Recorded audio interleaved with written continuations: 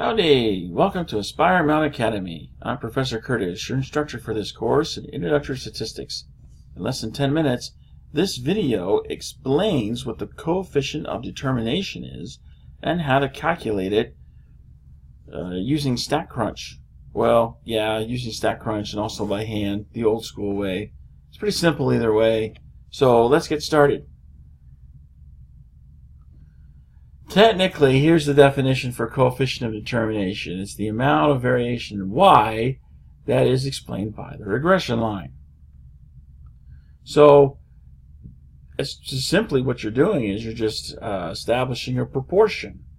The explained variation, which is the part of the regression line that's explained by the whole. So the part over the whole, which we've seen before, if we take the mathematical representations for explained variation and total variations that we saw in the previous mini lecture, and we substitute those in, this is what comes out. And as it turns out, that's the same thing as r squared. So that coefficient of linear correlation, if we square that coefficient, we get the same thing. And that's what we call the coefficient of determination. So it's just the amount of variation in y explained by the regression line. And that value is just going to be the proportion of the variation of y explained by the linear relationship. So coefficient of determination, r squared, they're really one and the same thing. If we go back to our example probably been using in the past mini lectures about shoe print length and height. Okay, now we've got a linear correlation coefficient of 0.847.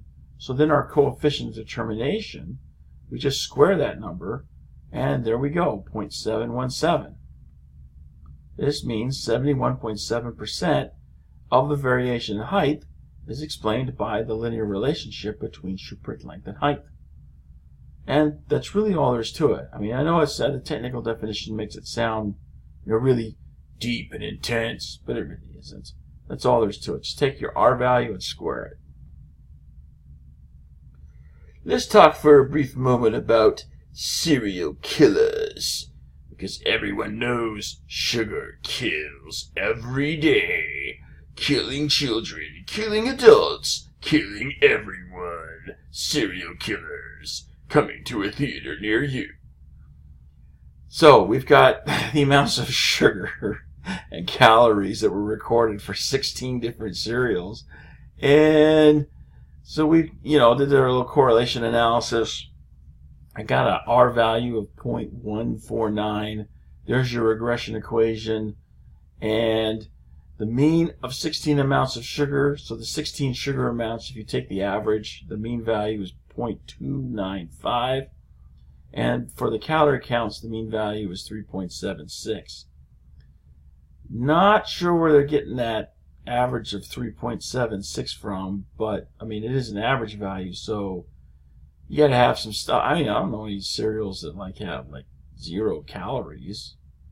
Yeah, so I don't know where that 3.76 is coming from, but that's what I got from someone else, and so now that's what I'm giving to you. So here we're asked to answer the following questions. First, what is the coefficient of determination? What percentage of the total variation in the number of calories can be explained by the linear relationship between the amount of sugar and the number of calories? Well, this is really easy to do.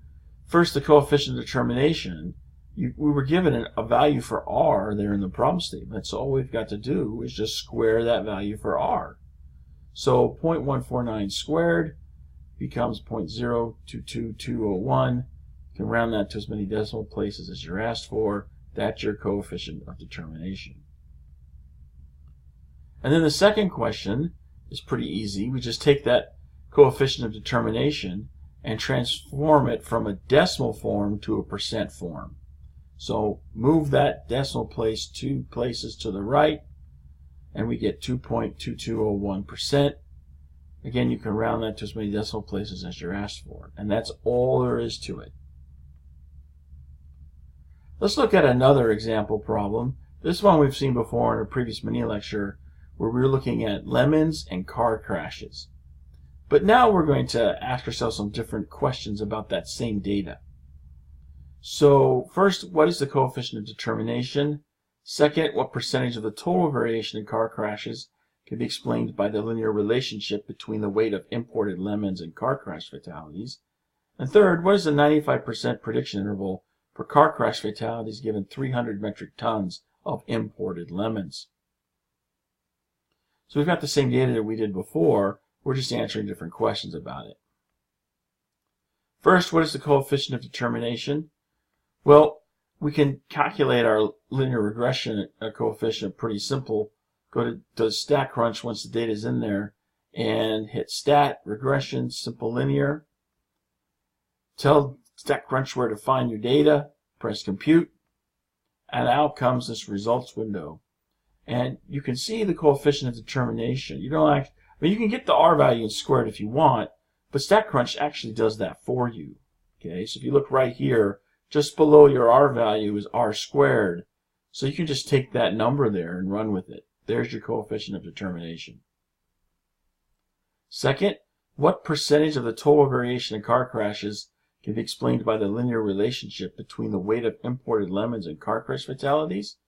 Again, we're just going to take that coefficient of determination and transform it from decimal form to percent form. So move that decimal point 2 places to the right.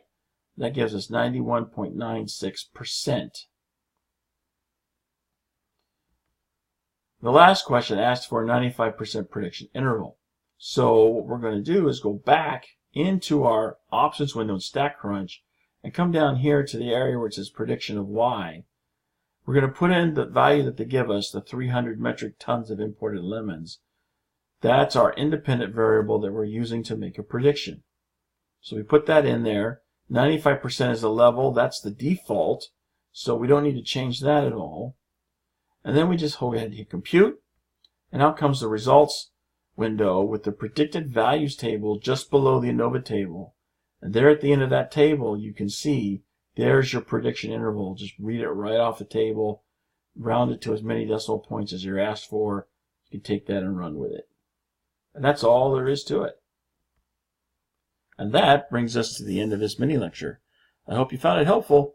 You can find more mini lectures for this and other courses at AspireMountainAcademy.com. Thanks for watching. I'll see you in the next video.